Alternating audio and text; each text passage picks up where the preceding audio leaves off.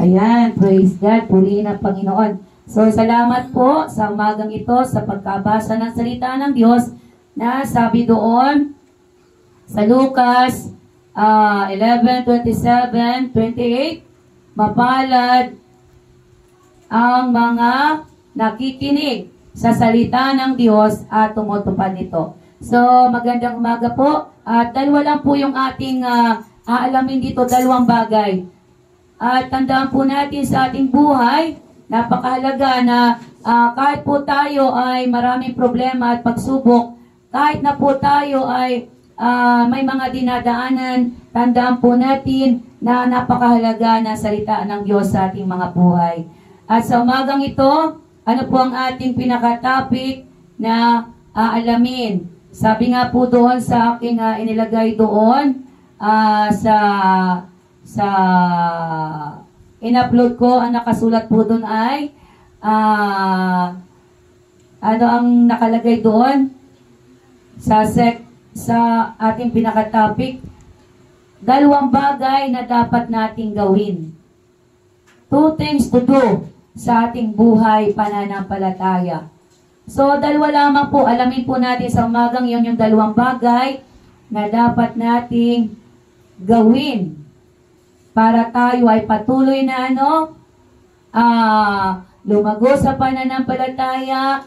Dalawang bagay para tayo ay lalong lumalim pa sa pananampalataya. Alam niyo po mga kapatid, sino ba ang susubukan sa mga buhay natin? Di po ba tayo? Amen. Ang tetestingin sa pananampalataya ay tayo. At sino po ang nagtetesting? Hindi po si Jesus, ha? Ang nagtetesting sa atin ay si Satanas. Ginagamit ni Satanas yung mga sitwasyon natin para tayo subukan kung talagang mananatili tayo kay Jesus Christ hanggang sa wakas, hanggang sa pagbabalik niya. Kasi nga po, sabi nga po sa salita niya, we are living in the last days. Kaya, ang kanyang aabangan ay walang iba kundi yung mga mananampalataya. Kaya talagang tayo ay humanda, tayo ay manalig, tayo ay maging matatag sa buhay nating ito, mga kapatid.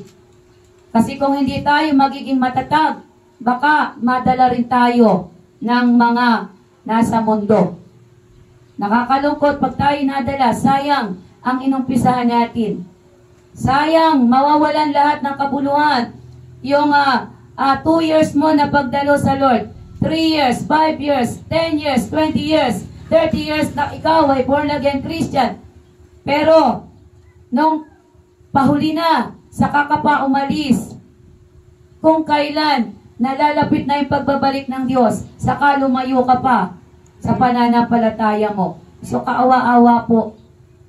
Kaawa-awa po ang bawat isa na lalayo sa pananampalataya. So, sabi dito, ano yung dalawang bagay na dapat nating gawin para tayo ay manatili sa pananampalataya, para tayo ay may pabor, buhat sa Diyos, para tayo ay makasumpong ng pagpapala. Sabi dito, unang bagay na dapat nating gawin, sabi doon, hearing the word of God. Sabi maliwanag po sa verse 28, sabi doon, ang pinag-uusapan dito sa Lucas ay ito yung mga patungkol kay Jesus Christ bilang siya ay the Son of God. Ang aklat din po ng Lucas ay patungkol kay Jesus Christ kung paano siya sinamahan ng banal na Espiritu. At aklat ng Lucas, ito rin ay patungkol sa mga naging buhay ni Jesus Christ nung kanyang kapanganakan, nung siya ay nag-ministry, nung siya ay nagpagaling, nung siya ay pinahirapan sa cross, nung siya ay ipinako, nung siya ay namatay, nung siya ay inilibing, nung siya ay nabuhay na maguli, hanggang sa Book of John na si Jesus Christ ay nag-resurrected after 3 days. At nung nag-resurrected na si Jesus Christ, ibinigay na sa kanya ng Panginoon yung name above all name, at ang lahat ng kapangyarihan sa kalangitan, sa kalawakan, ay ibinigay na kay Jesus Christ. Kaya si Jesus Christ na po yung may final authority na pinakamataas dahil sa kanyang ginawa na pag-ibig at nabuhay sa mga patay. Kaya po si Satanas ay talo na. Kaunti na lang po ang kanyang oras, kaya po ang ginagawa niya, iniistorbo yung mga mananampalataya, ginugulo, para manlamig, para umalis sa pananampalataya, kasi yun ang trabaho niya. Kaya po, tandaan po natin, sa panahong ito, tandaan po natin mga kapatid, at patuloy na ipapaalala sa atin ang banal na Espiritu sa ating lahat. Tatandaan natin at huwag na huwag kakalimutan yung sinasabi sa kanyang salita, na i-fix natin, i-focus natin, ito natin ang ating pananampalataya kay Kristo. Kagaya po ngayon, mayroon po digmaan sa Israel. Kaya pray the Israel. At may 5 Pilipino na hinostage ng mga terorista. Di po ba? Nagdidigmaan po doon. At yung mga, sabi ni kapatid, na andun lang sila sa bahay kasi nagwawangwang. Sila po ay mga nasa loob ng bahay kasi po ay nagdidigmaan, so mahirap na sila matamaan ng mga bomba. Kaya po patuloy natin pag-pray ang bansang Israel. Kasi po sabi doon, mapalad ang mga taong nananalangin sa bansang Israel at pagpapalain ng Diyos.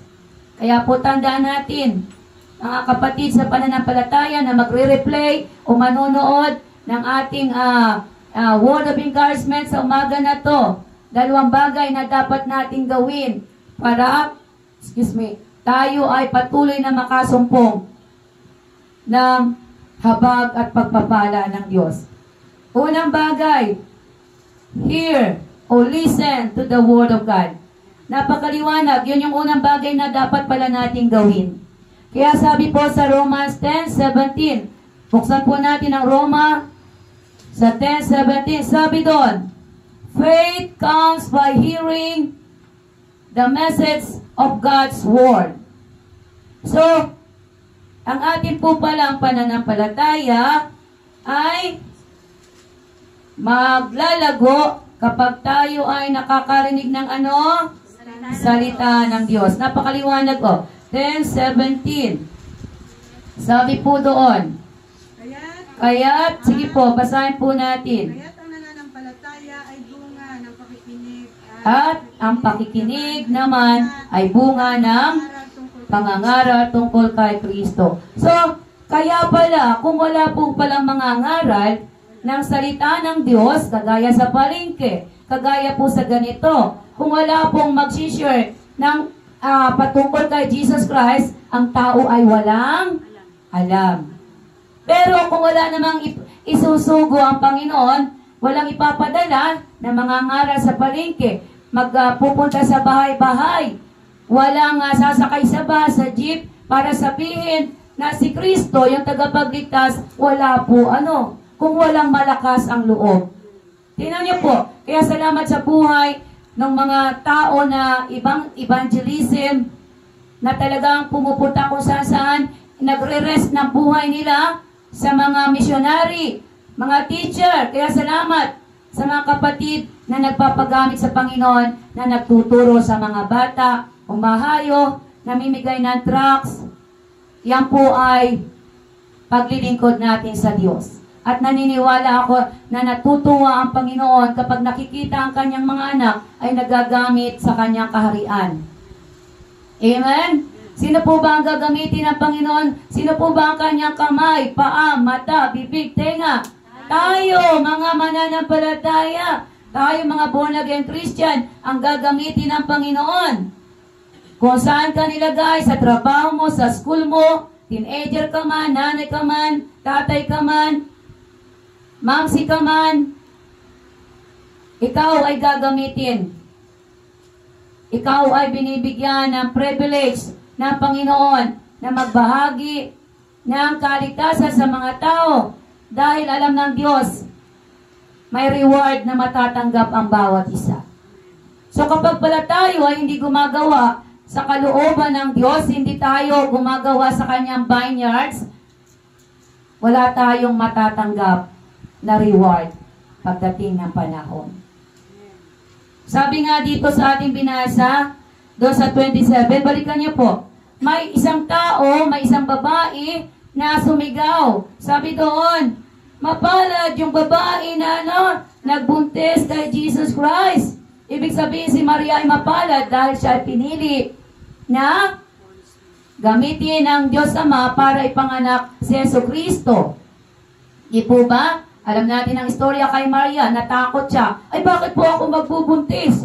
Ay samantalang wala pa po akong asawa. Hindi pa po ako kinakasal. Paano po yun? Di po ba?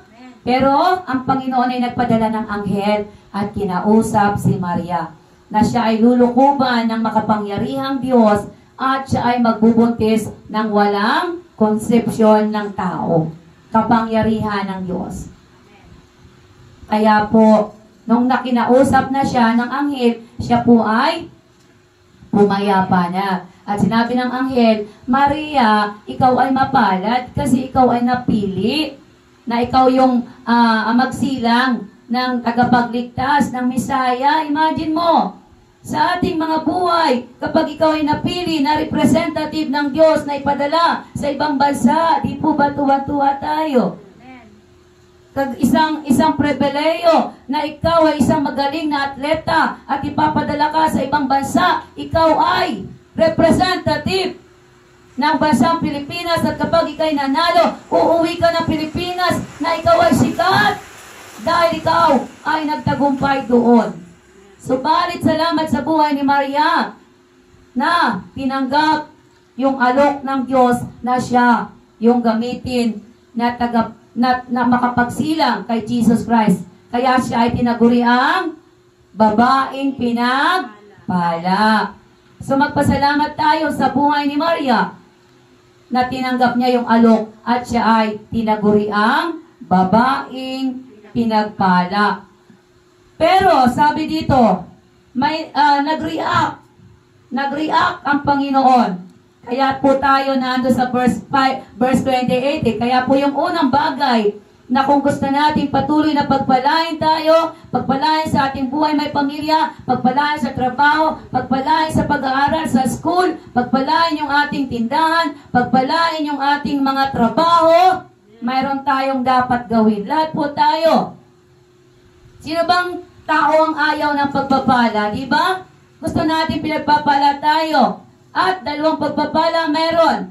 Pagpapalang material at pagpapalang espiritual. Di ba? Sa araw-araw nating buhay, di ba? Yung tayo ay may pera. Di ba? Pagpapala yon, tayo ay nagigising, tayo may pagkain, tayo ay masaya, tayo ay nakakatulog. Di ba pagpapala yon? Wala tayong sakit. Kahit simple ang ating buhay, pero tayo naman ay, masaya. May kapayapaan. At hindi naman tayo dumaranas na walang-wala, di ba? Dahil ang Diyos ay sapat sa iyong buhay, ang Diyos ay sapat sa atin, at tayo ay nakakaranas na pagpalain ng Panginoon. Kapag dumarating ang ating mga sahod, di ba nakakakain tayo? Nakakapasyal tayo. O naipasyal natin ang anak sa SM, nakapapakain din naman ng Jollibee, di po ba? Amen. O nakakapunta rin naman sa mga, kapag mayroong pupuntahan, nakakadalo rin naman, di po ba? Amen. So ibig sabihin ng Diyos, hindi nagkukulang sa atin. Amen. Pinapasaya tayo ng Panginoon. May mga surprise ang Diyos. Di po ba?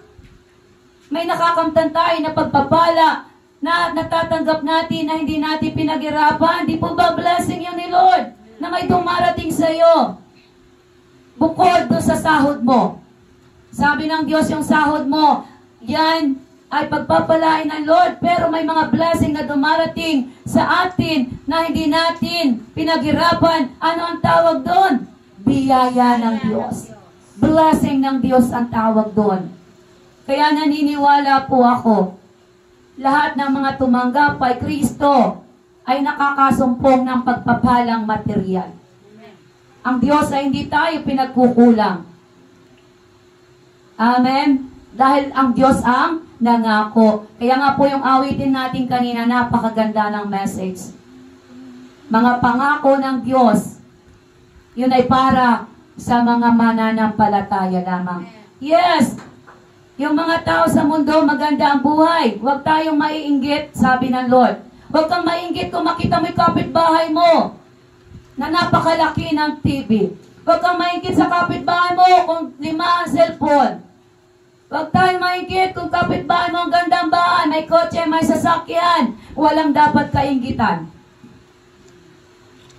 Dahil yung mga tao na kompleto, sagana sa lahat ng bagay, kung wala naman silang Kristo, mas mapalad ka pa. Dahil makamtan mo man ang lahat ng kayamanan sa mundong ito, kung ang kaluluwa mo naman mapapaimpyerno, wala ding saysay.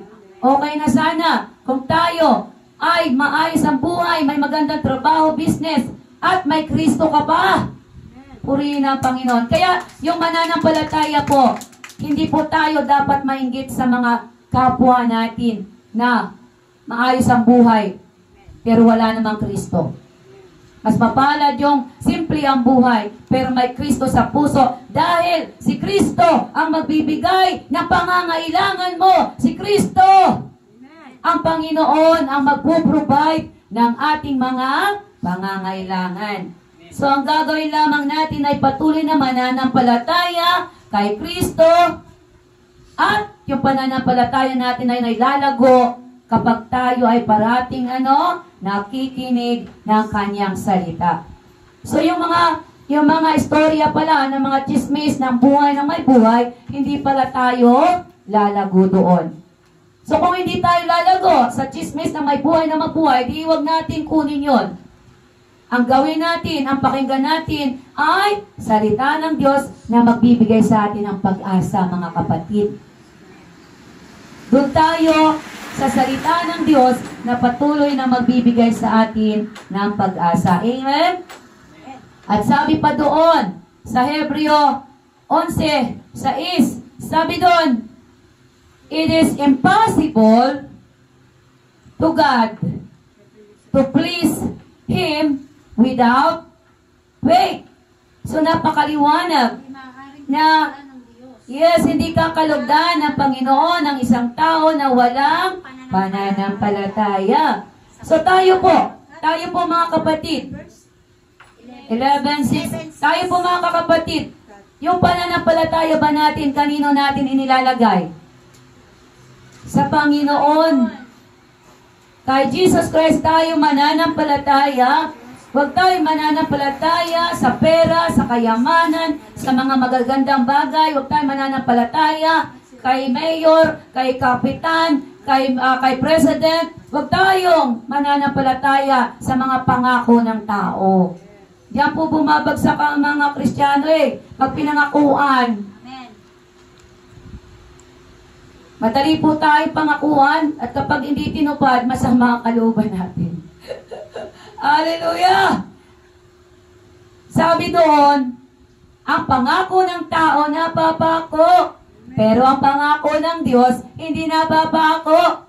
Kaya pag nangako sa atin ang isang tao, matuwa kayo pag naandito, pero pag wala, huwag kayong basta-basta maniniwala. Ang mga tupa talaga, madaling utuin. Uto-uto kasang tupa.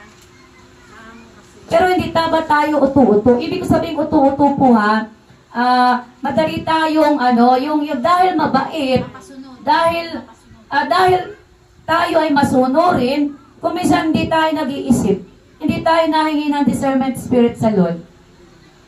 Kaya tayo ay madaling maluko. Maraming mga kapatid na mababait, nagpapautang, hindi binabayaran. Bakit? Sa sobrang bait.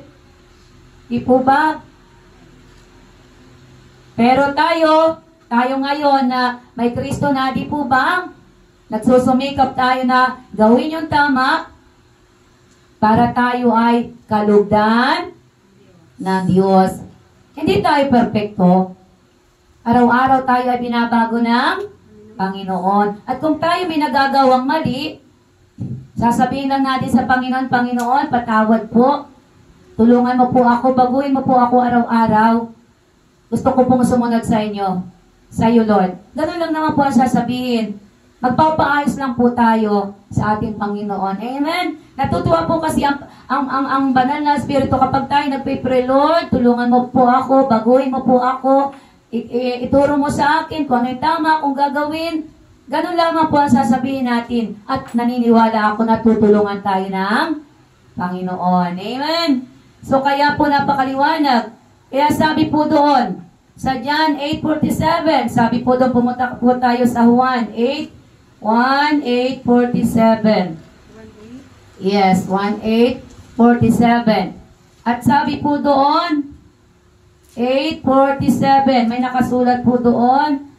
At ang nasabi doon, basahin natin pag nakita nito, sabay-sabay. Mula sa Diyos ay nakikinig sa mga salita ng Amen. Subalit ayaw ninyong makinig sa akin sapagkat kayo'y hindi mula sa Diyos. Ayun. Oh. Tingnan po natin, napakaliwanag. Whoever belongs to God, hear what He say. Whoever belongs to God, hear what God said. The reason you do not hear is that you do not belong to God. So, napakaliwanag na yung palang mga tao na hindi nakikinig ng salita ng Diyos ay hindi sa Diyos. Napakaliwanag po ano. So, yung mga nakikinig ng salita ng Diyos ay sa Diyos. So, palakpakan po nga natin ang Panginoon sa inyong buhay. Bakit? Kasi tayo ay nakikinig ng salita ng Diyos. So, dahil ikaw at ako ay nakikinig ng salita ng Diyos, tayo ay pag-aari nino ng Panginoon. Salamat, Panginoon. Salamat na kami kinawaan mo. Salamat na kami hinanap mo, isang makasalanan. At nandito po kami bilang magkakapatid, maging mga nasa online na tumanggap sa iyo. Salamat po na kami hinanap mo. Salamat po. Napakabuti ng Panginoon.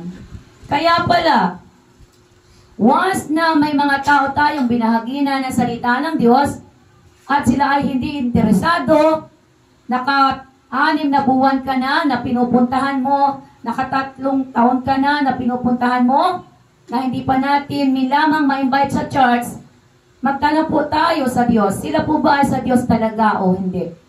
Kasi po, napakadami pang tao na nangangailangan na abutin para makarinig din naman.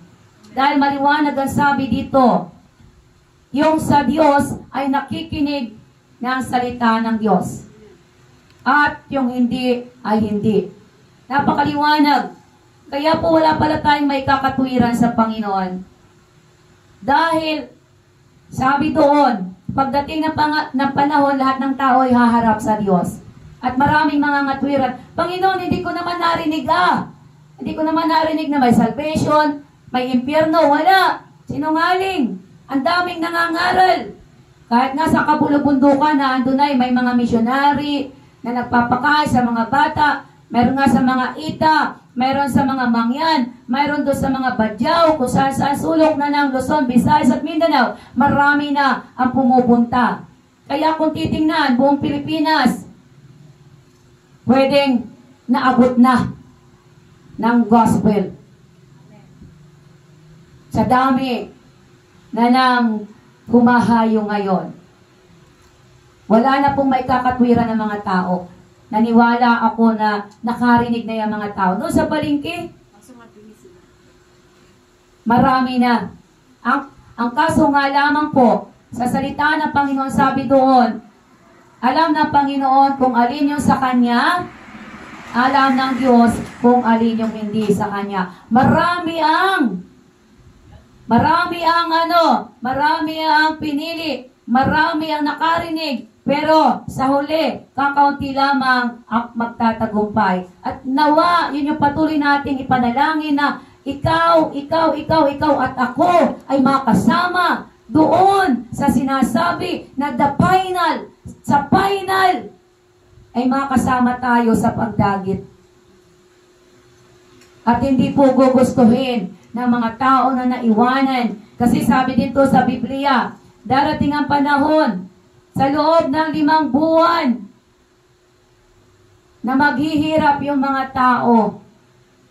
Yung mga tao na yon ay gugustuhin na mamatay, pero hindi po mamatay-matay. Hindi ko alam kung ano ang mangyayari sa mga taong yon. Kaya nawa po, ngayon pa lamang, lumapit na tayo sa Panginoon para makapaghanda. At ang ihahanda natin, yung kaluluwa natin ay makasumpong ng kaligtasan. Nasa pahayag po yun. Nasa pahayag yung sa loob ng 5 buwan, yung mga tao na kung ano yung mangyayari sa kanila, kahit gusto nilang mamatay, hindi sila mamatay-matay. Nawa po hindi tayo mapasama doon, mga kapatid. Nakakatakot po. Pero yung may mga Kristo sa puso, yung may mga pananampalataya kay Kristo, hindi po natatakot. Dahil naniniwala ako na ipagkakalob ng Diyos yung pangako niya na buhay sa langit. Amen? Purihin ang Panginoon. Kaya po napakaliwanag doon na sa John 10:27, puntahan pa natin ang John 10:27.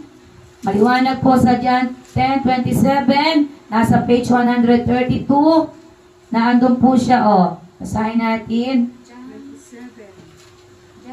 John, Nakikinig sa akin ang aking mga tupa. nakikilala ko sila at sumusunod sila sa akin.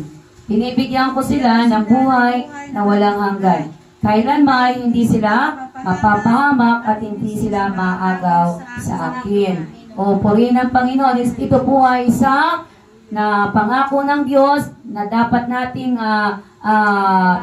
panghawakan, na yung mga mananampalataya na tapat at nagpapatuloy at nananatili kay Kristo kailanman ay hindi maaagaw ng kaaway. Kaya nga po may babala doon sa 7 churches. Kaya nga po, kung tayo gumagawa doon sa 7 churches na yung mga nanlalamig na katulad ng kape ay kanyang isusuka.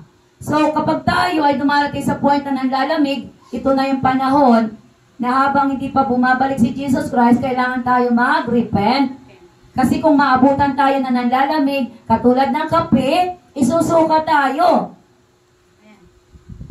Huwag po nating maranasan na masuka tayo ng Panginoon. Manatili po tayo doon sa Esperna Church or doon sa Philadelphia na nananatili kahit na sa paningin ng mundo tayo mahirap. Pero ang tunay nating kayamanan ay walang iba kundi ang Panginoong Jesucristo. Amen? Kaya hindi po tayo dapat matinag. Hindi tayo matinag na ito yung dapat nating gawin para tayo patuloy na makasumpong ng biyaya ng Diyos na kaligtasan. Yung manatili sa Kanya. At salamat sa Panginoon, sabi doon ay nakikinig. Ano po sabi doon? Nakikinig sa akin ang mga tupa. Nakikilala ko sila. So, ayun. Susunod sila sa akin. Nakikilala Sila ng buhay na wala. tayo ng Diyos. Kilala ka ng Diyos. Isa-isa tayo kilala ng Diyos. Amen. Kaya nga po, alam ng Diyos kung sino ka, kung ano yung need mo, kung ano yung dinadaanan natin. Alam ng Diyos kung sino tayo. Kaya panghawakan po natin. Panginoon, salamat kilala mo ako. Salamat na ako'y niligtas mo. Salamat na ako'y hinanap mo. Salamat na ginawa mo akong anak. Tulungan mo po ako. Hawakan mo ang aking mga kamay upang yung aking pananampalataya ay manatili. Tulungan mo po ako upang ako ay makatayo, maging matatag dahil ang mundo ay pasama ng pasama. Yan po ang aking ipapanalangin sa Diyos, na tayo ay hawakan ng Panginoon.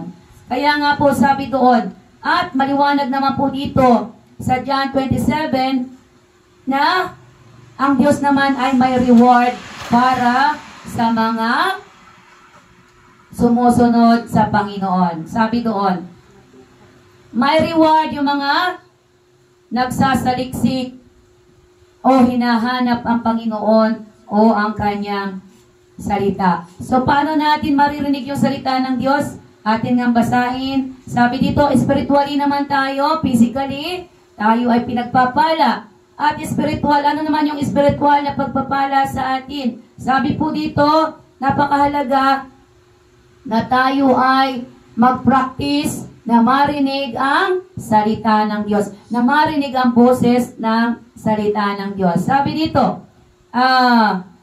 halimbawa po sa inyong mga devotion, sa inyong panalangin, halimbawa po kayo nag-pray, nag-devotion kayo para marinig ang salita ng Diyos. Kapag kayo po ay nakatapos ng mag-pray, kailangan kayo ay tumahimik ng 10 to 15 minutes. Bakit? Para pakinggan mo yung boses ng Panginoon. Mangungusap po yan. Mangungusap po ang Panginoon na maliit na boses na either sa puso mo o sa isip mo. Mangungusap po siya. Kaya kailangan, napakahalaga na tayo ay may 10 minutes to 15. Hindi yung pagkatapos mong mag-devotion, tumalon ka na. Hindi mo na inantay yung sinabi ng Panginoon sa iyo. Kaya kailangan tayo matuto na to hear, to listen to the voice of God. Para maintindihan natin at marinig kung ano yung pinapagawa ng Diyos sa iyo sa araw na to. Amen? At naniniwala po ako, mangungusap ang Panginoon. Hallelujah. O, sabi doon, maghintay sa Diyos, tumahimik ka. Kasi po tayo, kumisan tayo yung salita na salita. Hindi tayo nakikinig sa sinasabi ng Diyos. Tayo yung more and more salita na salita. Diba? Amen. Matuto po tayo na tumahimik at pakinggan yung boses, yung sinasabi na small voice, kung ano yung pinapagawa ng Diyos sa atin sa araw na to. So, yun po yun. At yung iba pang bagay kung paano natin matututunan na marinig ang salita ng Diyos o boses ng Diyos sa pamamagitan po ng mga pananalangin, yung prayer request natin, yung guidance, yung halimbawa, maririnig din po natin ang boses ng Panginoon sa pamamagitan ng ating kapatiran na makadiyos. Sa mga lingkod ng Panginoon.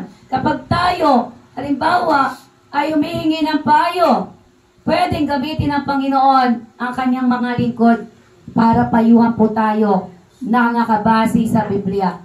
Kaya po tandaan natin, kahit kayo po, pwede rin po kayong gamitin ng Panginoon na magpayo sa mga kapatiran ng huminga. Pero mag-ingat po tayo. Kailangan po ang pagpapayo natin ay nakabase sa Biblia at hindi yung sa ating sariling payo. Amen? Kasi po, lahat tayo haharap sa Panginoon. Kapag yung ipinayo natin sa ating kapatid ay mali, manahanagot po tayo doon. Kaya po bago tayo magpayo sa ating kapatiran kapag may problema, ask the Holy Spirit. At palaging, kapatid, sabi doon sa salita ng Diyos, ganito ha. Kasi para yung ating ipinapayo sa kanila ay tama. Kasi po may tendency na tayo nagpapayo yung sarili lamang natin.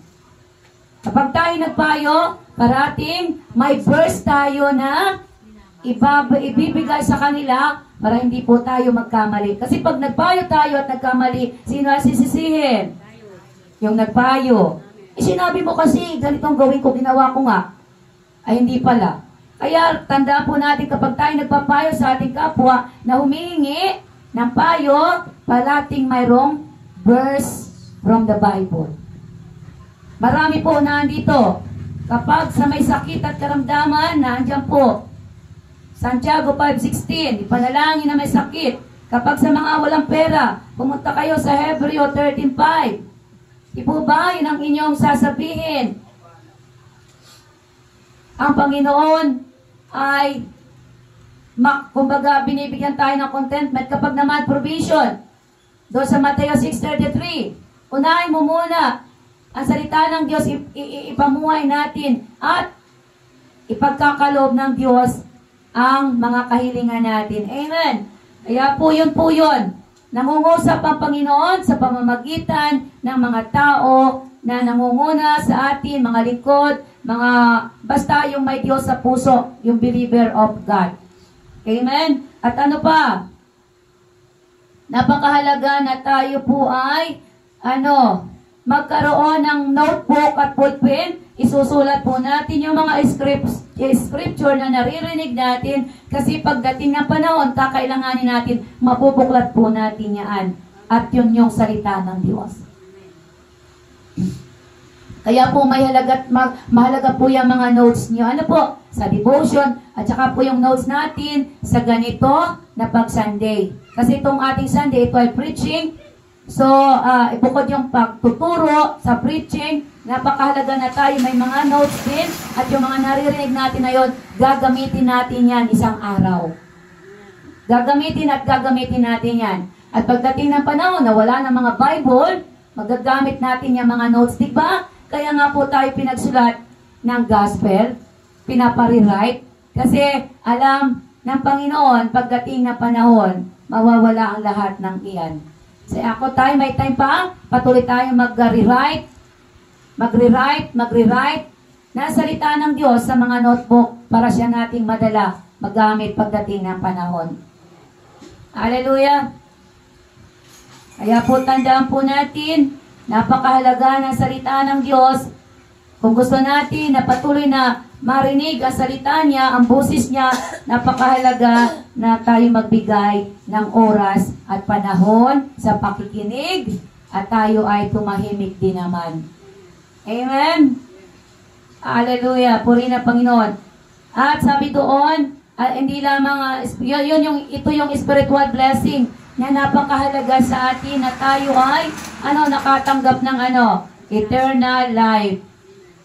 Yun po yung pinakamaganda na ibinigay sa atin ng Panginoon, na tayo nakatanggap ng buhay na walang hanggan. At yung buhay na walang hanggan na yan, iingatan natin mga kapatid. Yes! Tayo ay naligtas sa biyaya ng Diyos ayon sa Efeso 2:8-9. You are saved by the grace of God through faith in Christ Jesus. It is a gift of God so that we will not be boastful sa mga gawa natin. Kaya tayo naligtas dahil sa kagandahan ng loob ng Diyos sa iyo at sa akin, dahil tayo ay nanampalataya kay Kristo. So, paano yung mga taong ayaw manampalataya kay Kristo? Sa palagay nyo, makakasumpong yun ang buhay sa langit? Kaya nga po, bahagi na natin yung ating mga kaibigan, kakilala, pasabihan natin kung sila'y maniwala o hindi, ang mahalaga, sila ay ating napasabihan.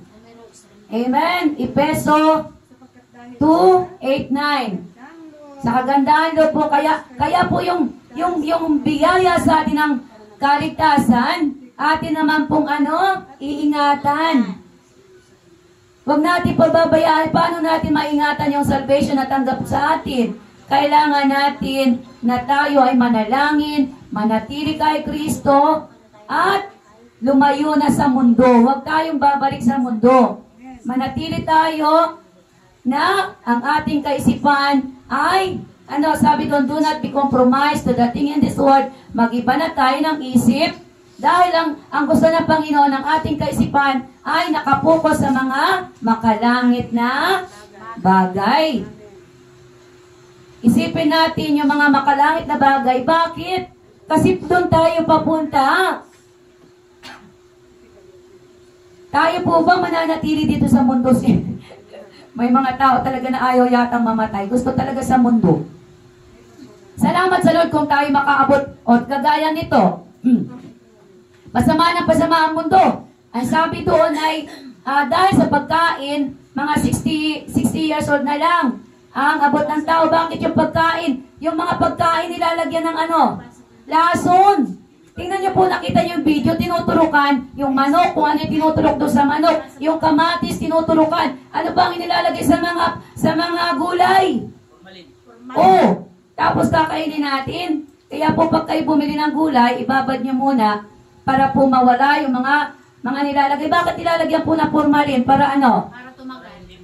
Para laging fresh. O yun, imagine mo formalin sa tao yun, tapos ilalagay mo sa pagkain. Kaya po, umiikli ang buhay ng tao. Nasa kinakain na. Nasa kinakain. O, Ay paano pa yung araw-araw ay bumibili ng Jollibee, McDonald's, KFC, Mang Inasal, lahat ng masasarap na pagkain, kinakain mo. Ayaw mo nang kumain ng na pagkain na binibili sa palengke, yung sariwang isda, yung nabibili pa sa palengke, na sinigang, ay ayaw mo. Gusto mo yung mga Jollibee, lalong mapapaikli ang buhay ng mga bata. Hello mga bata po sa Riles. Kaya po tayo ang magdidesisyon. Kung gusto natin na humaba ang ating buhay, na makabot tayo sa 80 years old, kailangan natin na may gawin. Ingatan din natin ang ating mga katawan upang hindi tayo madaling magkasakit. Maraming bata ngayon na ayaw kumain ng gulay na kangkong, na talbos, puro hotdog, puro langgunisa. Pag walang ulam na hotdog langgunisa, naglulupasay. Turuan natin ang ating mga pamilya na kumain ng isdang sinigang na may kamyas. Wow! Di po ba? Balik tayo sa normal. Kung pwede nga lang may mga itlog ng manok na normal. Alam niyo ba yung mga manok na puti? Ay, hindi naman pala yan yung mag-asawang manok. Yan pala yung nag-iitlog ng Solo niya. Hindi pala yan natural. Hindi po. Dahil po yun sa Tapos kain-kain tayo. chemical. May pinapakain kasi sa kanila pang itlog. Sa Biblia, sabi, ang galing sa Panginoon, yung mga mag-asawang manok, Native. mga mag-asawang kambing. Yan dapat ang mga binabalikan natin pagkain para hindi tayo madaling mamatay. Mag-ingat po tayo para makabot tayo ng 80 years old habang hindi pa bumabalik sino? Si Lord. Pero kapag nag-rapture, gaya niyan, mga sinasabi nila na 2023 to 2030 ay iba na ang mundo. Kapag 2030 na, parang total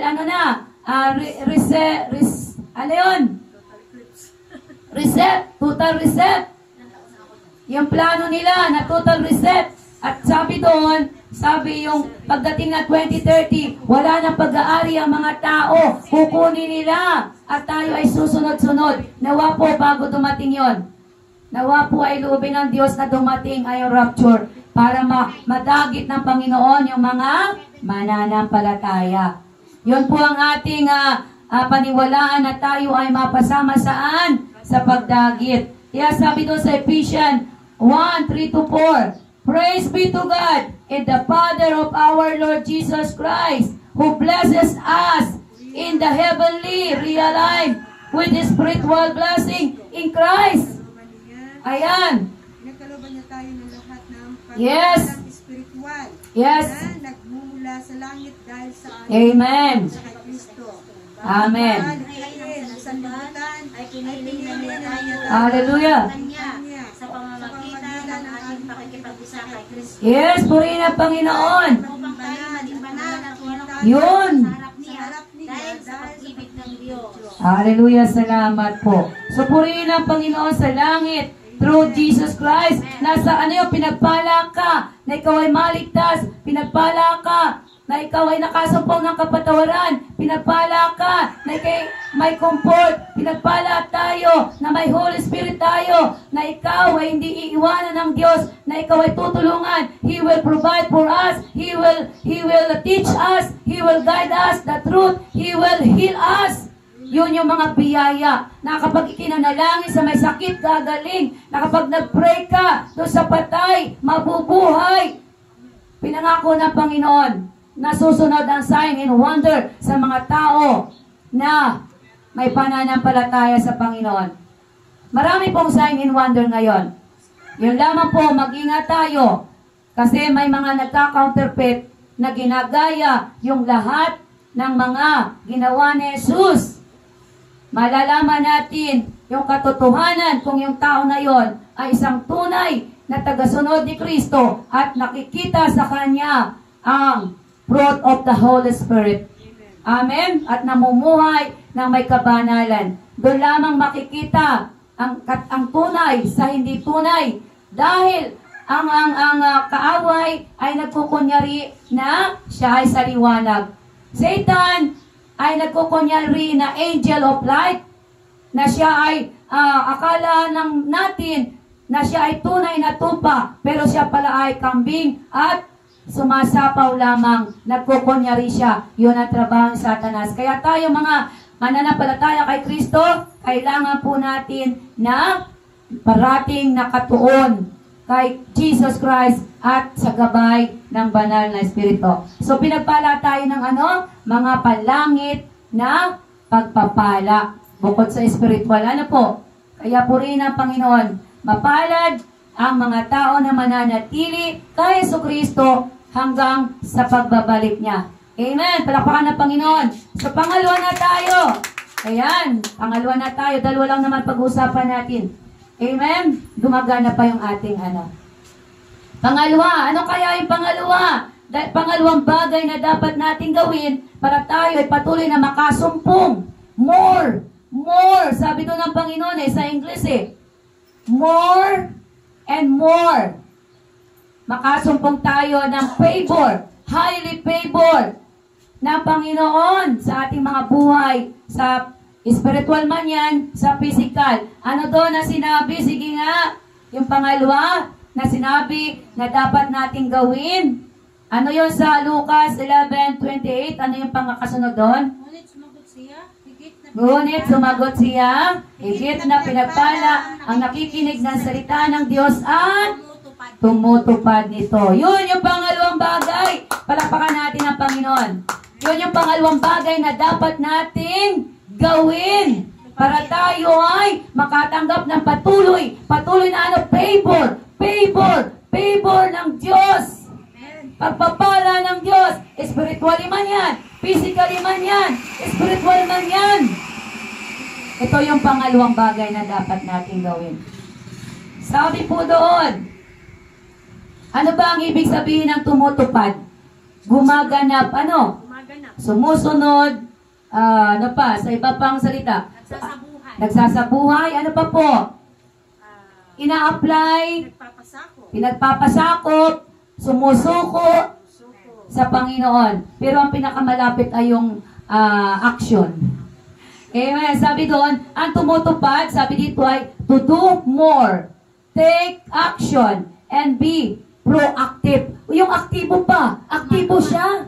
Gumagawa. Yes, gumagawa, aktibo. Hindi yung ningas kugon. Ano ang ningas kugon? Pag naibigan, gusto. Pag hindi, ayaw. Pero, minsan maliyab, minsan opo. Kaya nga po, manatili tayo doon sa maliyab. panandalian lang. Amen. Opo. Kaya nga po nanlalamig ang mga tao. Laging nag-iinit. Opo, kagaya di po ba? Galing tayo sa fire up. Di po ba, nung galing tayo sa fire up, hindi lang tayo lahat, ang dami natin, ilan tayo noon, na dumalo mga 35. Yung kaya mga dumalo na yung lahat, nagpa-fire up din, kasama tayo, kayo po ang sasagot. Hindi po lahat. Kasi may nasaksihan. O, di ba?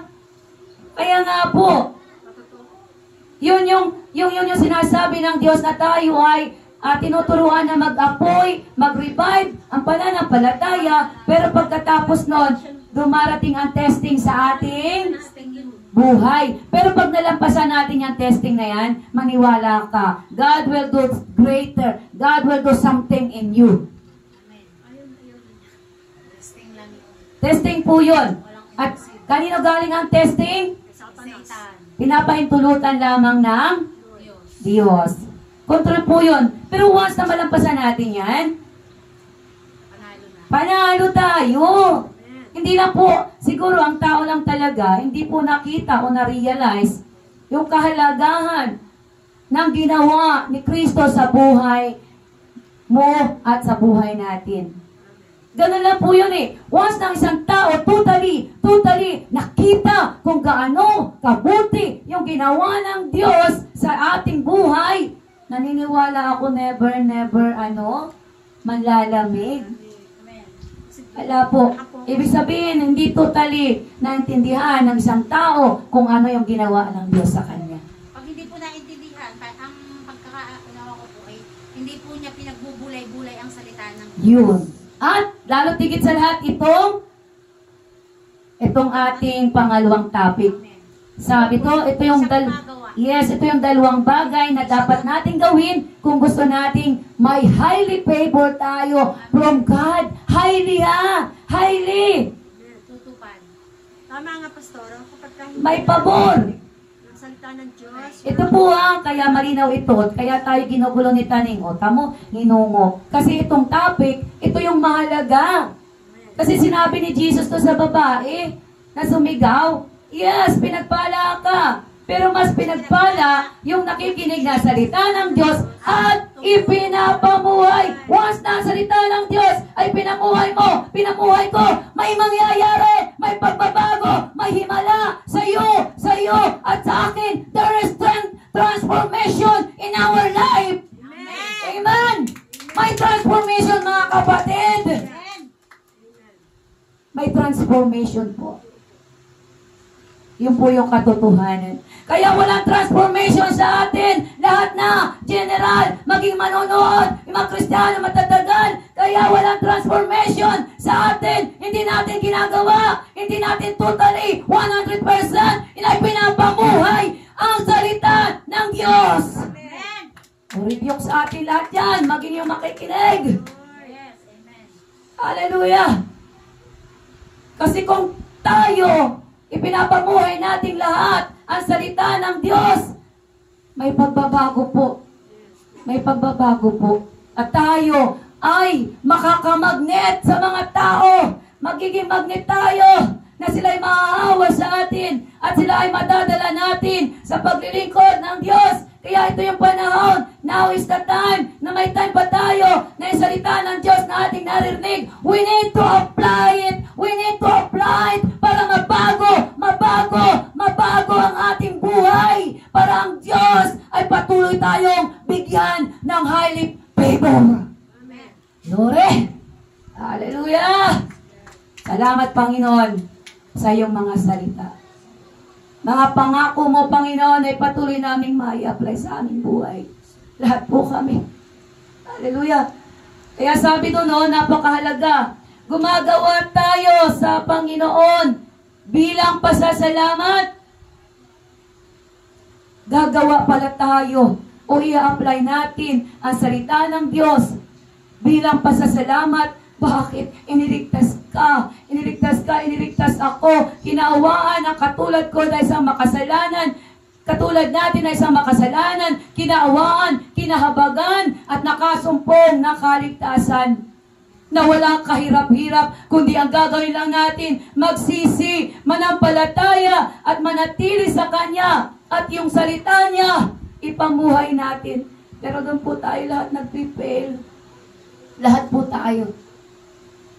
Hallelujah. Kaya sabi po dito, yung mga tumutupad na salita ng Diyos, hallelujah, yun ang makakasumpong ng highly favor. Kaya no wonder din, may mga kapatid at may Kristiyano talagang makikita mo pinagpapala. Physically, emotionally, financially, nakikita mo po, doon po pala tayo magkakaiba. Doon sa kung pinapamuhay natin ang salita ng Diyos. Kasi marami din po na mga makikita ka, lalo sa ibang bansa, na mga pinagpapala po talaga, holistic, spiritual, financial, at yung mga mission, yung mga paghayo, talaga pong pinagpapala sila. Kaya po, salamat sa Panginoon na kahit pa paano, tayo po na kagaya nyo, mga baguhan pa kayo, kami naman na medyo matatagal-tagal, siguro yung sa amin, kahit pa paano, yung ipagpapasalamat ko sa Diyos, yung spiritual na buhay, kahit pa paano, ay nararanasan ko. Doon sa spiritual na buhay ako, na parang medyo nakasumpong ng pagpapala. Para po bang yung Smyrna. Kasi yung Smyrna ay literally hindi sila mayayaman, normal ang buhay, pero spiritually mayaman. Doon na lang po siguro tayo, doon sa church ng Smyrna. Pagkaraniwan naman buhay, pero nasain natin na mayaman na si Kristo ang ating kayamanan. Amen? Lapahan nga po natin ang Panginoon.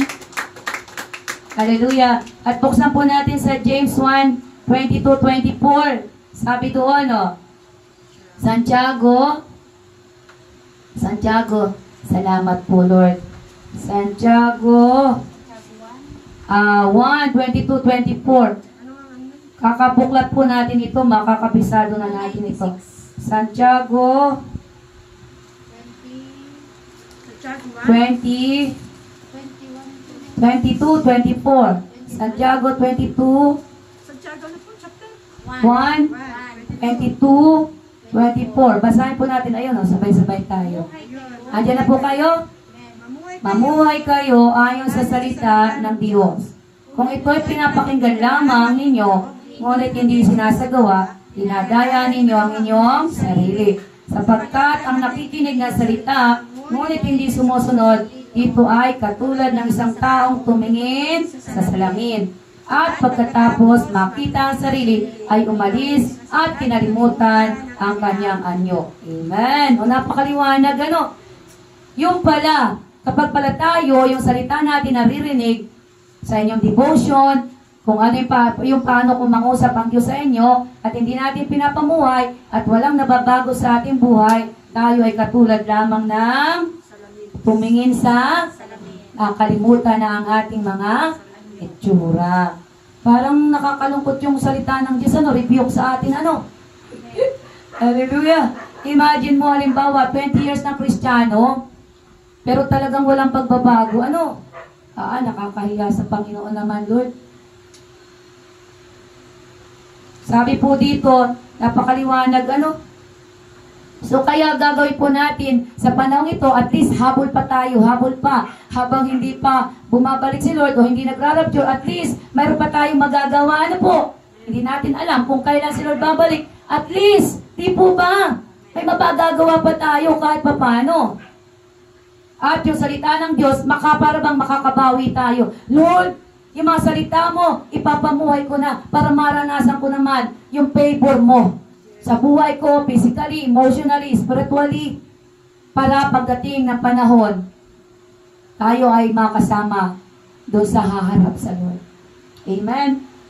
At sabi pa po dito, sa ating mga ginagawa, tayo ay nagiging ilaw at nag-glorify natin si Lord sa mga buhay natin. So kapag pala yung salita ng Diyos ay pinapamuhay natin at nakita ng tao, sino ang napapasalamatan? Amen. Kaya purihin ang Diyos. So, hindi lamang sa pabor. Di ba? Salamat, may mga pabor tayo na nakukuha sa ating kapwa. Di po ba? Nararanasan nyo yun, may mga favor na may tumutulong sa atin. Yung favor na kapwa natin. Salamat sa mga tao na yon na hindi naggamit ng Lord para bigyan tayo ng pabor, para tayo ay maging maayos doon sa ating mga ginagawa sa buhay. So, at salamat na tayo ay gumagawa dahil sa hindi lamang po tayo ay nakasumpong ng kapatawaran. Gumagawa tayo, pinapamuhay natin yung salita ng Diyos dahil tayo nakasumpong na kapatawaran galing sa Diyos. Amen? Yun po yung pinakamaganda ay nakatanggap tayo ng kaligtasan. Pinatawad tayo ng Panginoon. Kasi kung hindi tayo nakatanggap ng kapatawaran ng Diyos, wala po tayo dito. Nasa mundo tayo, nagliliwaliw.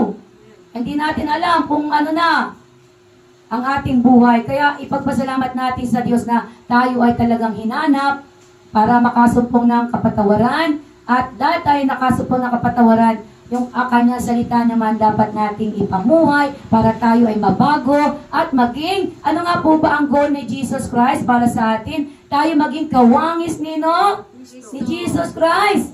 Yun yung number 1, ultimate goal ng Diyos Ama sa Kanya na mga tagasunod na number 1, we become Christ-like.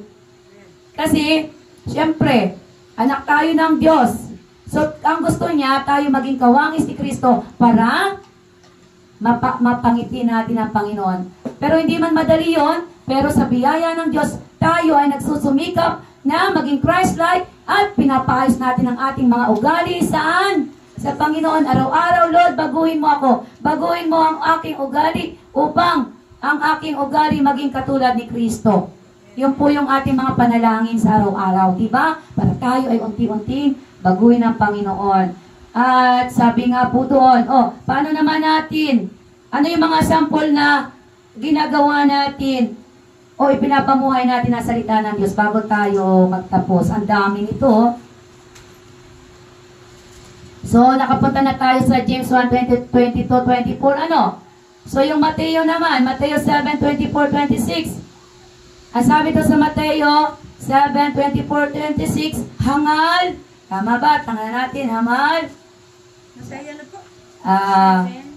Mateo 7:24, may nakasulat doon na hangal. Puntahan natin yung hangal. Sino yung hangal doon? Kaya, Alamin natin, Mateo 7.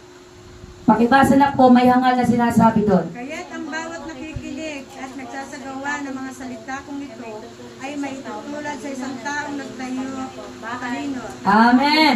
Ay, sa pundasyon na ulan ng malakas at bumaha at bumagyo ng malakas. Amen.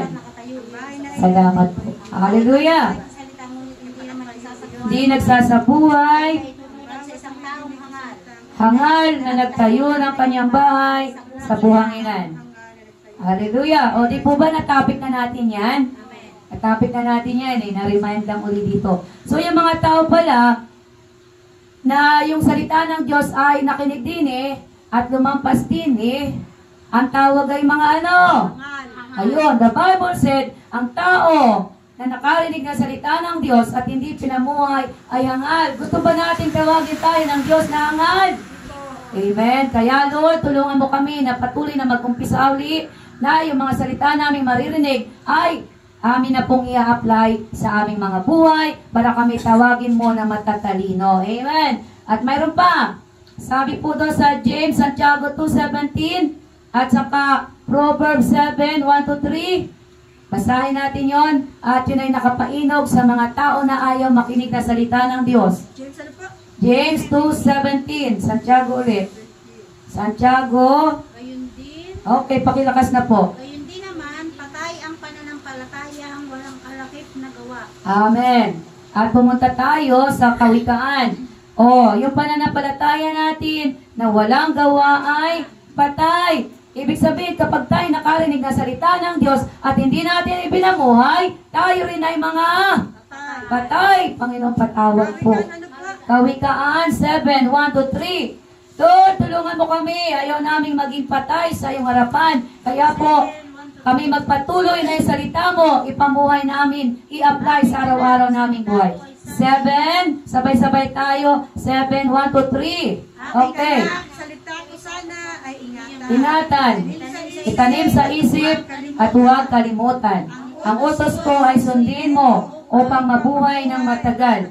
Turo ko'y pahalagahan tulad ng iyong mga mata. Ito'y itali mo sa iyong mga kamay at sikapin mong matanim sa iyong isipan. Ang karunungan ay ituring mo na babaeng kapatid at ang pangunawa na may kaibigang matalik. Pagkat ito ang sa iyo'y maglalayo sa babaeng mapangalunya nang di ka mabighani ng matamis niyang pananalita.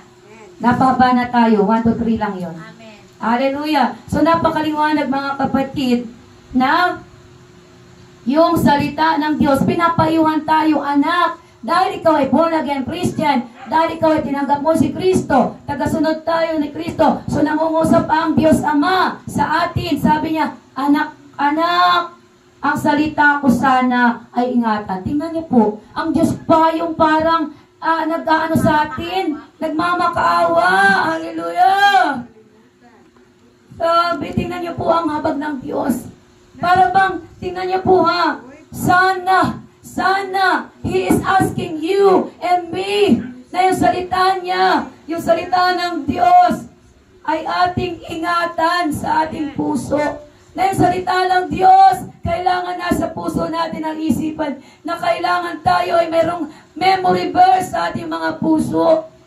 Salamat, Panginoon. Di po ba makikita niyo yung concern ng isang tatay sa kanyang anak, mag-aaral kang mabuti.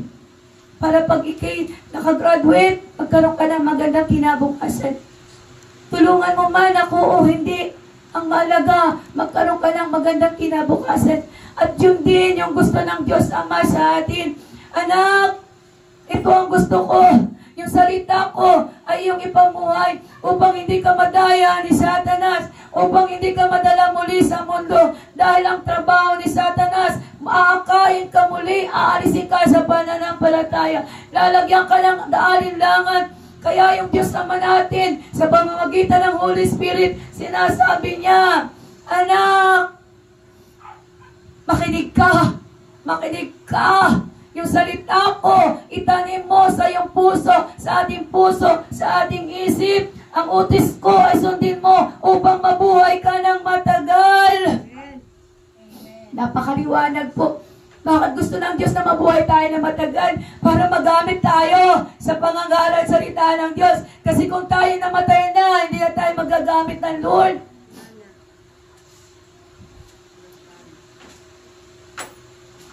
Tandaan po natin, hindi po lahat nakakagawa kasi maraming tao na busy sa mundo. Kahit mananampalataya, busy. Pero nawa, bigyan natin ng kahit kaunting panahon yung sinasabi ng Diyos. Lahat po tayo. Yung salita ng Diyos ay marinig natin na nangungusap siya, anak, ayaw mo mapahamak ka, anak, makinig ka, makinig ka. Tingnan niyo po, nagsusumamo dito ang Diyos Ama natin upang hindi tayo mapahamak. Aking anak o personal? Aking anak, personal. Ang utos ko'y sundin mo para mabuhay ka ng matagal. Turo ko'y pahalagahan tulad ng iyong mga mata. So, ibig sabihin itong mga salita, itong mga katuruan na tinuturo sa atin ng Panginoon, ano ang gagawin natin? Ilalagay natin saan? Sa ating puso. Kaya di po ba tayo ini-encourage na mag-memory verse? Kailangan na isulat natin sa ating puso yung salita ng Diyos upang kahit saan tayo pumunta, hindi natin malilimutan ang kanyang salita.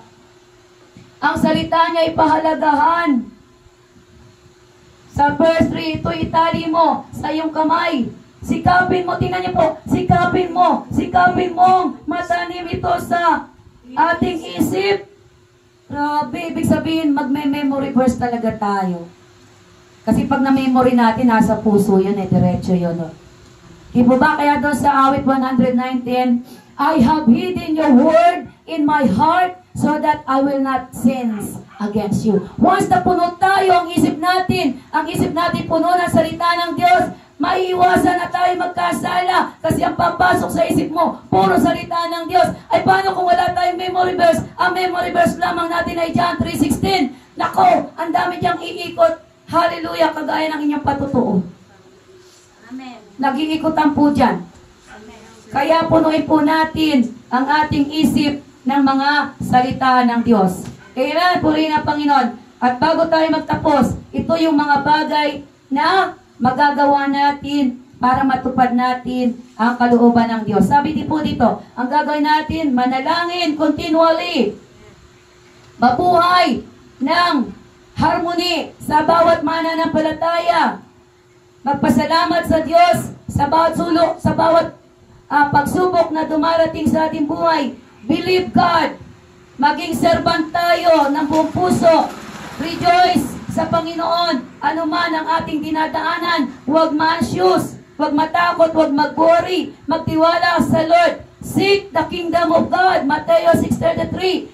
Magkaroon ng time with God, devoted to one another. Give to the poor. Teach God command.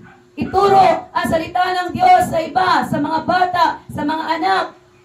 Deny yourself. I-deny natin ang sarili natin at si Holy Spirit ang makita sa atin. Forgive others. Build one another. Repent and be baptized. Speak the truth in love. Imitate God. Practice hospitality. Work for the Lord and not for man. Magtrabaho tayo sa Lord at hindi sa tao. Kahit walang nakatingin sa atin na tao, magtrabaho tayo dahil alam natin na si Jesus Christ ang ating boss and master. Siya yung magre-reward sa atin. Amen. Make disciple. Proclaim the gospel with boldness and courageous. Delight yourself in the Lord. Pursue spiritual gifts. Encourage one another. Do not judge others. Be ready to give answer for the hope in you. Draw near to God. Resist the devil. So on and on and on. Napakadami po. Na kapag nagawa natin yung mga yon, tumutupad tayo sa kalooban ng Diyos. Amen? At finally, at kapag tayo naman ay nagiging karnal, kasi kapag karnal tayo, hindi natin magagawa ito, ano? So may panlaban ng Panginoon sa Philippians 4:8-9. Sabi doon, whatever is true, honest, just, lovely, think about it.